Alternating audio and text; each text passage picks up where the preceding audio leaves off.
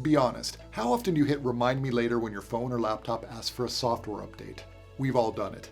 But is it really so bad to skip updates? Well, let's find out. Software updates aren't just about new features or fixing bugs. Most importantly, they patch security vulnerabilities. Hackers are constantly looking for weaknesses in outdated software, and updates close those gaps. Skipping them is basically leaving the door open for cyber criminals. When you ignore updates, you increase your risk of viruses and malware infection, phishing attacks and data theft, slower performance and app crashes. And if you use your device for online banking, shopping, or even just storing personal photos, those risks can hit hard.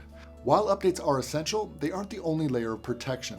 Using security tools like Antivirus or browser extensions to add an extra safety net blocks malware, scam websites, and hidden trackers, even if you fall behind on updates. So, is it bad to skip software updates? The answer is yes, because every update is designed to keep you safer and your device running smoother. Don't hit remind me later. Take a minute to update. We hope you found this video helpful. Stay safe out there.